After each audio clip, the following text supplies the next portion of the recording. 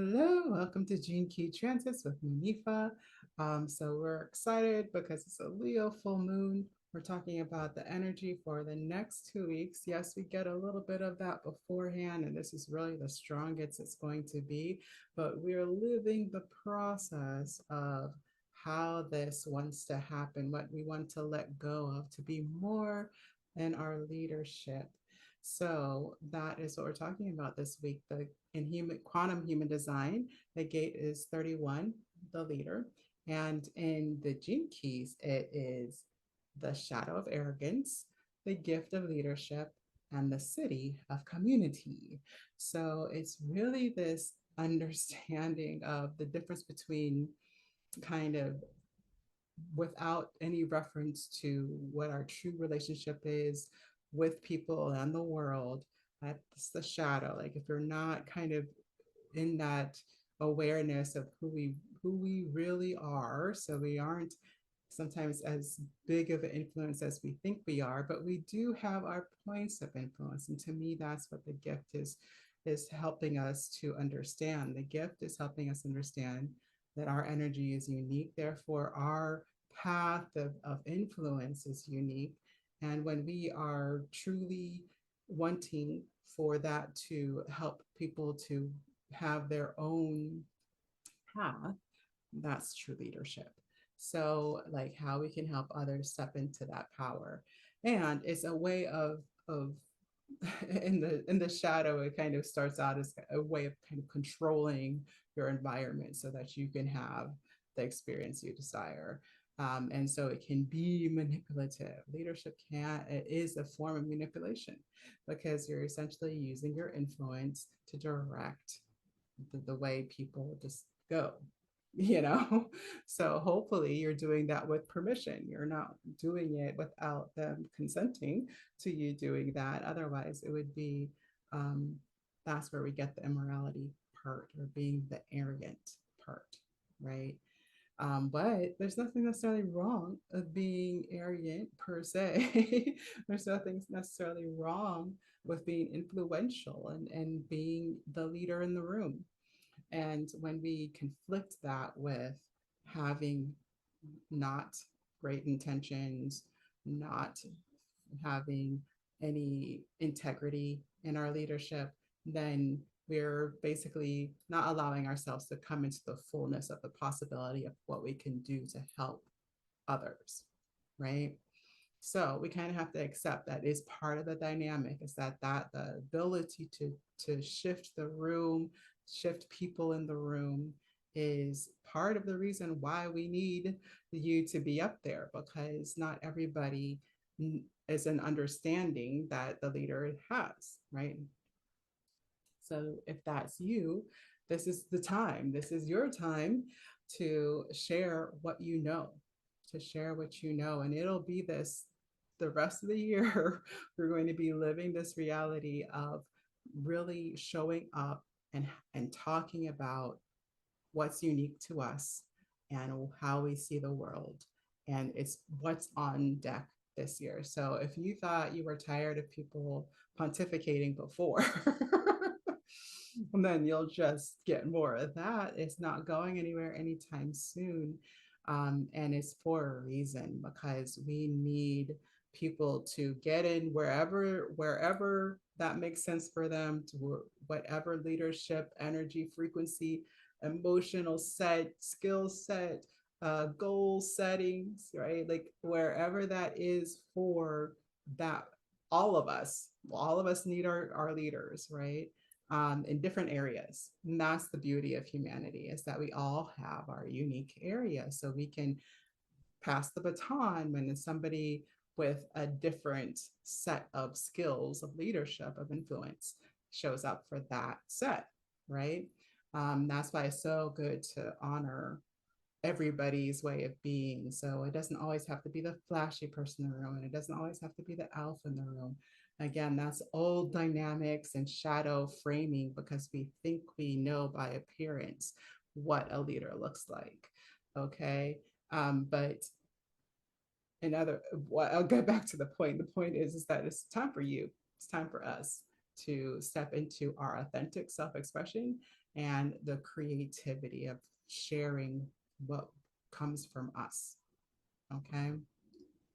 So, a good question we get from Karen Curry Parker of Quantum Human Design is, where do you need to be more honest and even bolder about sharing what you need and what you want? Why this is important as a human being is that it helps people to understand how you want your space, your room to be calibrated, right?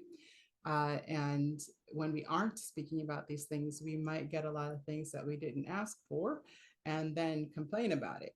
But if you're not saying what that is, then we really can't be sad when people don't do it, right? Oh, we can be sad, but we have a chance to correct that when we speak up. So it can feel like that people are ignoring um, who you are and what you want uh, when we aren't clearly expressing what we really want. So that's where the authenticity comes in. We have to be in our authentic voice so people can feel what we want. If we're speaking in double tongue, if we're talking about how we love them and da da da da, and we somehow think that's going to lead to them understanding that we like the lights off by a certain time at night, when it's our concern and we're not even talking about ourselves yet, then that's where confusion starts, right? What's really cool about this, folks, is that we actually were talking about this today on my new podcast, Verve Vision. And we have an epic source on how, if this is a habit for you of kind of trying to divert the attention so it's not about you, and so it creates confusion and not being seen and heard clearly when you're having a conversation or being in front of a room, check out the podcast. And if you don't have time for that, there's the book attached. If you don't have time for that, we're having a book club next week, Thursday. So come join us. I'll go ahead and put that in the comments, the description, so that you can find out how to join us in that journey. It's really powerful. It's this book called Unbound. You'll hear more about it in the podcast. It's really powerful. So what we want to know is kind of what's true about the place that I serve. I know that us as loving human beings, we know we all need love. And we want that to be the overarching thing. People just need to know that I am love and we are love and we need love. Something I've come across recently is a book called Power versus Force. And it really describes how we need different levels of of clarity on what your truth is if you're going to meet people where they are, because not everybody's ready just to be like, la di da, I'm broke but I need love, right? Like, so when you realize that there's a disparity between what people know they need and want and what you're here for, then we want to find that meeting place of, okay, so what they need next from me is this, right? And then we can lead them with baby steps instead of trying to be like, love, go straight to the top, right? And so I love that like the whole point of the Gene Keys is embracing your gifts and living into your higher purpose, right? And this is a quote from the book. The 31st gift directly concerns leadership and influence. You're going to have to explore the real definitions of these two words, because the 31st gift of leadership sits like a fulcrum of a seesaw between the two of them. And again, we talk about this in the podcast of where there's a dynamic of influence, and it's a dynamic of, it doesn't mean that if you take it that you have it forever, that we need to learn to share and pass that baton, as I was talking about earlier. Something that comes up also is sounding your truth. That's the name of the chapter. That's what it's called. This is about voicing in congruence with your truth. authenticity, right? So it's about that. And you can't attract, or we can't um, hold sway over the people who need to hear our voice if we aren't speaking from the frequency in which we have influence, right? So that's something else I think is a great takeaway for my peeps out here trying to live this vision into the world experience, right? Another thing that's a good understanding is that just because we're using our voice doesn't mean that we are speaking a clear frequency. Okay, we really give a lot of power to words, and words are powerful, but they are powerful because of the energy they carry, not necessarily because they are they have amazing definitions, because as you can tell through time those definitions change. We and sometimes we are defining before we even have a clear idea. So his representation of this in the book is when you look at a tree and then you just automatically think tree, I know what that is, I don't need to know anything more, right? When the reality is you know nothing about that tree. You don't know that tree. You know how many different kinds of trees there are? Do you know what kind of tree it is? Do you know how tall it expects to be in the next 100 years? What do you know really about that tree? And that's exactly how we tend to feel. We were like, yes, I am a singer. And then you expect people to know who you really are because of what you say. There's 1,000 different kinds of singers. Why do you sing? What is important about singing to you? What is your favorite music? What is your favorite genre? Who's your influences? Why, what got you started? There's 1,000 different ways which you can define what kind of love being you are. Okay. So it's that, like, don't get wrapped up in the illusion that words are enough, because they aren't. We have to feel you. And that takes something beyond the words. And that's something we talk a lot about on this channel, because that's usually where things are going wrong. We're depending on our brain and our words to take the place of our instinct and our intuition and our true energetic connections. And it just doesn't work that way, right? So this is important to, this is a dynamic of keeping a pulse of the collective, how people are doing. And people overall, some of us do have the influence of a wide swath. Sometimes we're just in the right place at the right time, and we really can be the voice of how the world moves. And this happens for a lot of artists because they're like kind of in real time processing the energy of what's on the planet. Now, not all artists would call it that, and not all artists would agree with me, but it is how I see creativity and what happens when we are being creative. Okay, and it's possible to do the same as a leader, a speaker, a singer. Okay, um, the 31st gift, like I wanted to say this exactly how he says it. The 31st gift can literally become the voice of the collective. So you can be the voice of the moment. And we talked about that on the podcast, like who was the voice of the moment? And you would be surprised. All right. So check that out. Um, and so, what we want to focus on for content this week, how are we looking? How are we living that? So, a good place to start is a great question from Karen Curry Parker. What is my place of service? What is my place of service? And I like the way she puts this, because this speaks to how I think of how we influence and how we help people hear us when we are speaking an important message. It is having a sense of how you want people to feel in the room.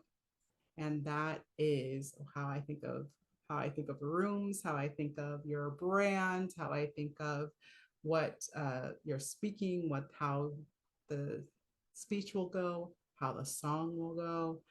I think of that as a container. And as long as you have the mic, right, you are in charge of the container.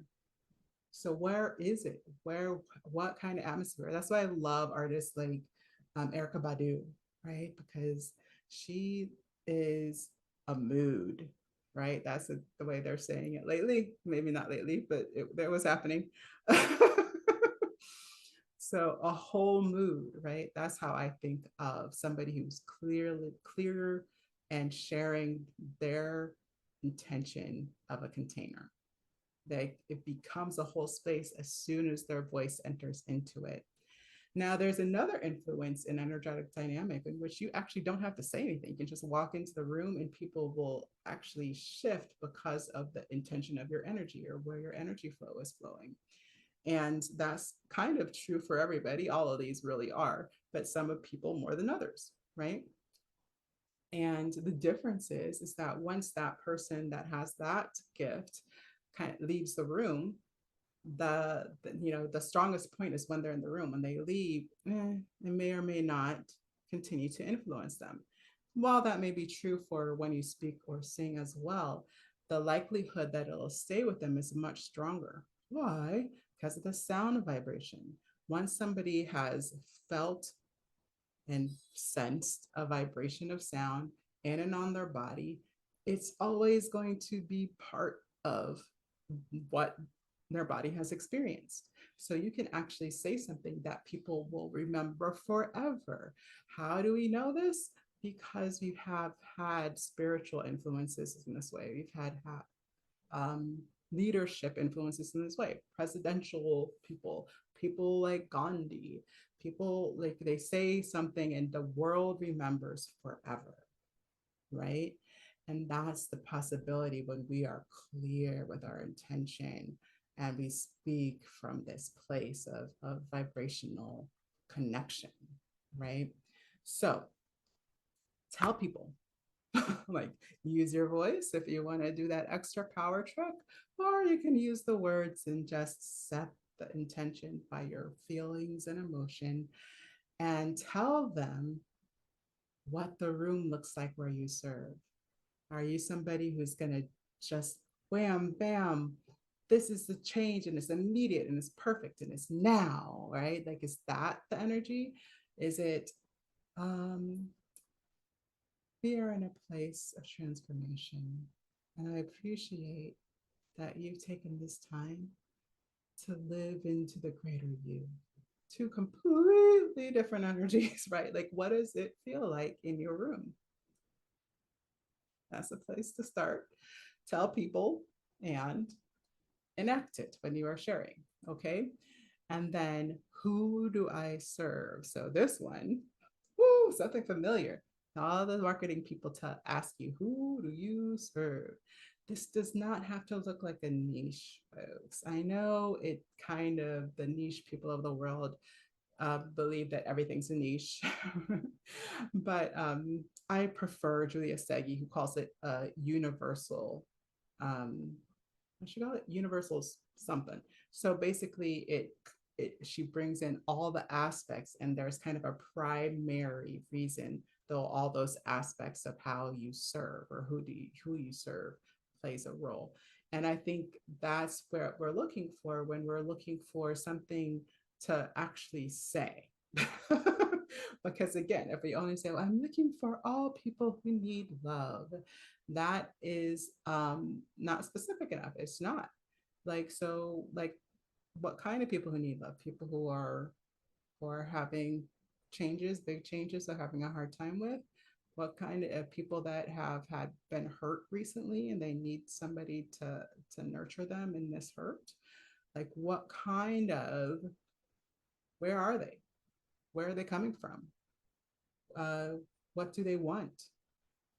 So the old fashioned niching is more about what car do they drive?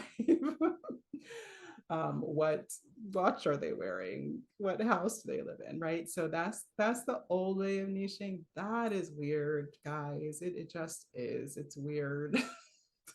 But the other version, like, what do they want out of life? What do they want to do next? That is something we should know about the people we want to serve, because otherwise, how are we helping them? Right? We gotta listen for that. So tell them, like, I'm not here for the guy down the street, like, or the guy that already has their life together and lives on the private island. I'm not here for the private island dude, right? I am here if you aspire to see more life, see more culture. I am here if you know that you have a message and vision for the world, that you want to shift us into a higher possibility of a human experience. I'm here for that, right? And so being clear helps people to know, oh, yeah, I'm one of those people. I kind of like that person. I think I'll check out more, right? So that's our content piece for the thing for this week, this full moon. So what I want you to know is that um, you can have, yes, all different kinds of way of being a leader. That uh, you may have a tendency to want to um, have proof of your leadership by controlling what people do in a room. And it's always more loving to invite. Richard Rudd always reminds us that if we don't have a sense of love and sharing love in all of our words, then we may be skewing to that shadow side of arrogance. And we may be missing out on how we can grow together, as well as you leading them into growth. Okay. And then the other possibility for this is the listening.